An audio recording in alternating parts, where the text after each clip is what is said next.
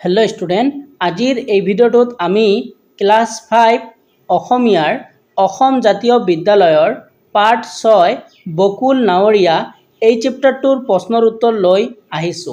এই চেপ্টাৰটোত যিমানখিনি প্ৰশ্নৰ উত্তৰ আছে গটেইখিনি প্ৰশ্নৰ উত্তৰ আমি এই ভিডিওটোত আলোচনা কৰিম। তোমালোকে ভিডিওটো আৰম্ভণিৰ পৰা শেষলৈকে চাবা আৰু তোমালোকে এইবোৰ বহিত লিখি লবা।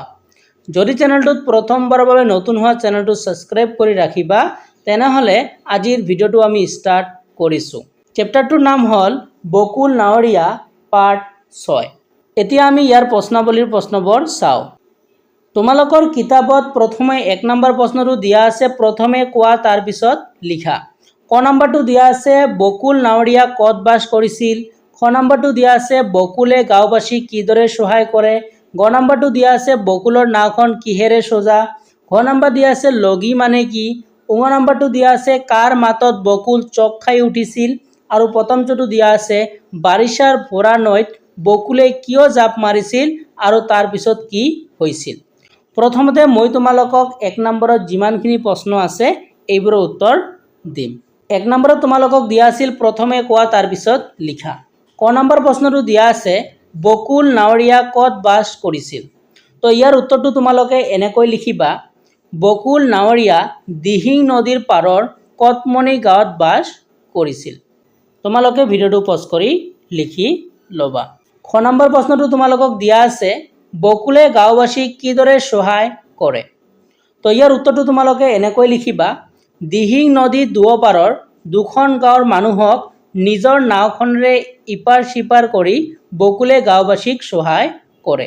তোমালোকে সৰুকৈ এনেকৈ লিখিব পাৰা, ইয়াতে মই লিখি আনিছো যে নদীৰ দুয়োপাৰৰ মানুহক ইপাৰ সিপাৰ কৰি বকুলে গাঁওবাসীক সহায় কৰে। তো তোমালোকক যিটো ভাল লাগে তোমালোকে লিখিবা।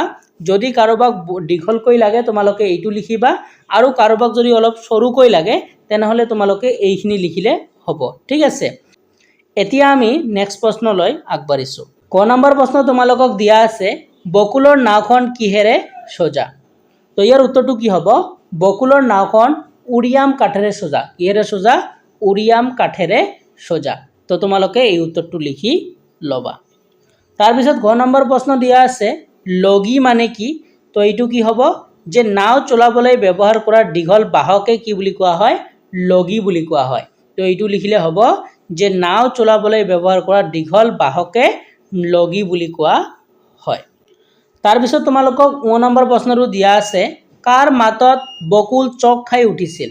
ঠিক আছে, তো ইয়াৰ উত্তৰটো কি হ'ব যে যদু মাষ্টৰৰ মাতত বকুল চক খাই উঠিছিল।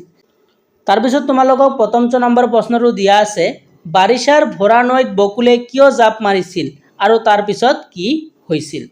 তো ইয়াৰ উত্তৰটো তোমালোকে এনেকৈ লিখিবা, বাৰিষাৰ ভৰা নৈত বকুলৰ নাওখন বান্ধি থোৱা ৰছীডাল ছিঙি নদীৰ স্ৰোতত যোৱা দেখি জাপ মাৰিছিল। আৰু তলত এনেকৈ লিখিবা তাৰ পিছত সি নাওখন উদ্ধাৰ কৰিবলৈ সক্ষম হৈছিল। ঠিক আছে, তো তোমালোকে ইয়াৰ পৰা এইখিনিলৈকে লিখি দিবা, তোমালোকে ফুল নম্বৰ পাবা। ঠিক আছে, এই প্ৰশ্নটো তোমালোকক দুটা প্ৰশ্ন একেলগে দিছে, তোমালোকক এইখিনি লিখিব লাগিব। তো আশা কৰিছোঁ তোমালোকে এইবোৰ লিখি ল'লা। তো এতিয়া আমি 2 নম্বৰত যিবোৰ প্ৰশ্ন আছে এইবোৰ চাওঁ। মই তোমালোকক 1 নম্বৰৰ কৰ পৰা প্ৰথমলৈকে গোটেইখিনি প্ৰশ্নৰ উত্তৰ লিখি দিলোঁ। এতিয়া 2 নম্বৰত কি প্ৰশ্ন আছে চোৱা। 2 নম্বৰত দিয়া আছে কোনে কাক কিয় কৈছিল এইটো লিখিব কৈছে। তো ক নম্বৰটো তোমালোকক দিয়া আছে নহয় মানে দদাই এই দিহিংখনৰ কথাকে ভাবি আছ। তাৰপিছত খ নম্বৰটো দিয়া আছে হয়হে বকুল তই ঠিকে ভাবিছ। তো কি হ'ব, কোনে কৈছিল, কাক কৈছিল আৰু কিয় কৈছিল এইটো লিখিব লাগে। এতিয়া আমি এইবোৰৰ উত্তৰ চাম। তো 2 নম্বৰ প্ৰশ্নটো তোমালোকক দিয়া আছিল কোনে কাক কিয় কৈছিল। তো ইয়াৰ ক নম্বৰটো কি দিয়া আছে নহয় মানে দদাই এই দিহিংখনৰ কথাকে ভাবি আছ। তো ইয়াৰ উত্তৰটো কি হ'ব যে উক্ত কথাষাৰ বকুল নাৱৰীয়াই যদু মাষ্টৰক কৈছিল। কোনে কৈছিল কথাটো, বকুল নাৱৰীয়াই যদু মাষ্টৰক কৈছিল। কিয় কৈছিল ইয়াতে তোমালোকক অলপ লিখিব লাগিব। মই ইয়াতে লিখি আনিছোঁ, তোমালোকে চোৱা যে কি লিখিছোঁ, দিহিঙৰ পানী বাঢ়িব ধৰাত বকুলে নৈৰ পাৰৰ টঙি ঘৰটোত বহি নৈখনৰ ফালে চাই মন মাৰি কিবা ভাবি আছিল। সেই সময়তে যদু মাষ্টৰে বকুলক এনেদৰে কৈছিল। ঠিক আছে, তোমালোকক এনেকৈ লিখিব লাগিব। মই উত্তৰটো তোমালোকক আকৌ এবাৰ দেখুৱাই দিছোঁ, তোমালোকে ভালকৈ এনেকৈ লিখি ল'বা। ঠিক আছে, এতিয়া আমি নেক্সট খ নম্বৰ প্ৰশ্নটোলৈ আগবাঢ়িছোঁ। খ নম্বৰটো কি দিয়া আছে চোৱা। খ নম্বৰটো দিয়া আছে, হয় হে বকুল তই ঠিকে ভাবিছ। তো ইয়াৰ উত্তৰটো তোমালোকে কি লিখিবা, যে উক্ত কথাষাৰ যদু মাষ্টৰে বকুল নাৱৰীয়াক কৈছিল। কোনে কৈছিল? যদু মাষ্টৰে বকুল নাৱৰীয়াক কৈছিল। আৰু কিয় কৈছিল এইটো লিখিবা, যে বতৰৰ ভয়াৱহ ৰূপ দেখি চিন্তিত হৈ পৰা যদু মাষ্টৰেও বকুলৰ ভাৱনাক সমৰ্থন জনাই এনেদৰে কৈছিল। ঠিক আছে, তো তোমালোকে এইখিনিৰ পৰা এইখিনি লিখি দিলে তোমালোকে ফুল নম্বৰ পাবা। তো আশা কৰিছোঁ তোমালোকে এই দুটা লিখি ল'লা। এতিয়া নেক্সট 3 নম্বৰত যিবোৰ প্ৰশ্ন আছে এইবোৰ আমি চাওঁ। তাৰপিছত বুকত তোমালোকক 3 নম্বৰ প্ৰশ্ন দিয়া আছে, বাক্য সাজা। ঠিক আছে, তো ইয়াত দিছে যে ইপাৰ সিপাৰ, কেও কিছু, ইপদ সিপদ, বয় বস্তু, আতীৰ্থ, তেজ মংহৰ আপন, অভস্ত, আপন পাহৰা, কালান্তক। ঠিক আছে, তো এইকেইটাৰ আমাক কি কৰিব কৈছে, বাক্য সাজাব কৈছে। এতিয়া আমি এইবোৰৰ উত্তৰ চাম। তো 3 নম্বৰত তোমালোকক প্ৰশ্ন দিয়া আছে বাক্য সাজা। তো 1 নম্বৰটো তোমালোকক দিয়া আছিল ইপাৰ সিপাৰ। তো ইয়াৰ উত্তৰটো কি লিখিবা, যে নদী এখন ইপাৰ সিপাৰ হ'বৰ বাবে নাৱৰ প্ৰয়োজন। হয় নে নহয়? কাৰণ নদীৰ পৰা আমি যদি ইপাৰৰ পৰা সিপাৰলৈ যাওঁ তেনেহ'লে আমাক নাৱৰ দৰকাৰ হয়। তো এইটো লিখিবা, নদী এখন ইপাৰ সিপাৰ হ'বৰ বাবে নাৱৰ প্ৰয়োজন। তাৰপিছতটো তোমালোকক দিয়া আছিল কেও কিছু। তো এইটো কি হ'ব, যে বকুল নাৱৰীয়াৰ কেও কিছু নাছিল। ঠিক আছে, বকুল নাৱৰীয়াৰ কেও কিছু নাছিল। তাৰপিছত তোমালোকক 3 নম্বৰটো দিয়া আছিল ইপদ সিপদ।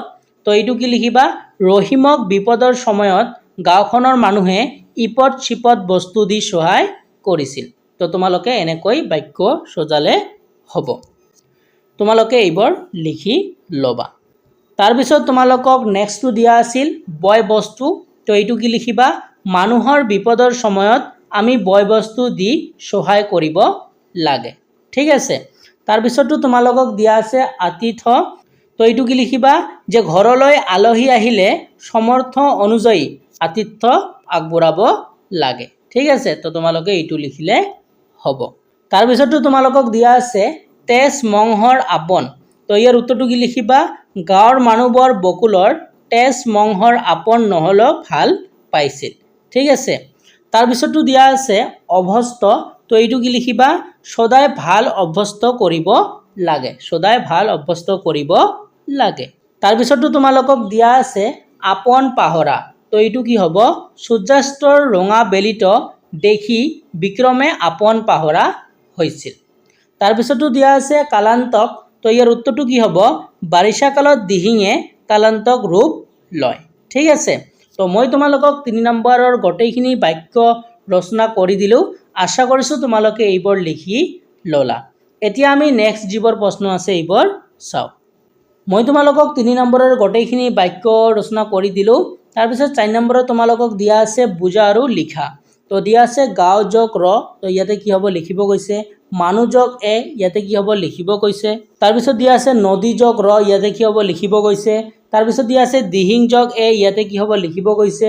তাৰপিছত কৈছে নাও যোগ এৰে, ইয়াতে কি হ'ব লিখিব কৈছে। তাৰপিছত দিয়া আছে দিহিং যোগ অক, কি হ'ব লিখিব কৈছে। এনেকৈ তোমালোকক বস্তুখিনি দিয়া আছে। এতিয়া আমি এইবোৰৰ উত্তৰ চাম। 4 নম্বৰত তোমালোকক দিয়া আছে বুজা আৰু লিখা। তো প্ৰথমটো তোমালোকক দিয়া আছিল গাঁও যোগ ৰ। তো ইয়াৰ উত্তৰটো কি হ'ব, গাঁৱৰ হ'ব। তাৰপিছতটো দিয়া আছিল মানুহ যোগ এ। তো ইয়াৰ উত্তৰটো কি হ'ব, মানুহ হ'ব। কি হ'ব, মানুহ হ'ব। তাৰপিছৰ প্ৰশ্নটো দিয়া আছিল তোমালোকক নদী যোগ ৰ। তো ইয়াৰ উত্তৰটো কি হ'ব, নদীৰ হ'ব। তাৰপিছত দিয়া আছিল দিহিং যোগ এ। তো ইয়াৰ উত্তৰটো কি হ'ব, দিহিঙে হ'ব। তাৰপিছতটো দিয়া আছিল নাও যোগ এৰে। তো ইয়াৰ খালী ঠাইটোত তোমালোকৰ কি হ'ব, নাৱৰে হ'ব। কি হ'ব, নাৱৰে হ'ব। তাৰপিছতটো দিয়া আছিল দিহিং যোগ অক। তো তোমালোকৰ খালী ঠাইটোত কি হ'ব, দিহিঙক। ঠিক আছে, তাৰপিছতটো দিয়া আছিল তোমালোকক সিপাৰ যোগ অলৈ। তো তোমালোকৰ খালী ঠাইটোত কি হ'ব, সিপাৰ লৈ। তাৰপিছতটো তোমালোকক দিয়া আছিল সৎ যোগ অত। এইটো কি হ'ব, সতত হ'ব। তাৰপিছতটো তোমালোকক দিয়া আছিল পাৰ যোগ অৰ যোগ পৰা। তো এইটো কি হ'ব, পাৰৰ পৰা। কি হ'ব, পাৰৰ পৰা। তো মই তোমালোকক 4 নম্বৰৰ গোটেইখিনি প্ৰশ্নৰ উত্তৰ লিখি দিলোঁ। আশা কৰিছোঁ তোমালোকে এইবোৰ লিখি ল'লা। তো তোমালোকৰ কিতাপত এইখিনি প্ৰশ্নই দিয়া আছিল 1 নম্বৰ 2 নম্বৰ 3 নম্বৰ আৰু 4 নম্বৰৰ। মই গোটেইখিনি প্ৰশ্নৰ উত্তৰ লিখি দিলোঁ আৰু ইয়াৰ আগত আমি তোমালোকক অসমীয়াৰ চেপ্টাৰ 5 পঢ়ৰ এই চেপ্টাৰটোৰ ভিডিঅ' দিছোঁ। যদি কোনোবাই চোৱা নাই তোমালোকে চাই ল'বা। আৰু যদি চেনেলটোত প্ৰথমবাৰৰ বাবে নতুন হোৱা চেনেলটো ছাবস্ক্ৰাইব কৰি ৰাখিবা, তেনেহ'লে আজিৰ ভিডিঅ'টো চোৱাৰ জন্য তোমালোকক ধন্যবাদ জনাইছোঁ।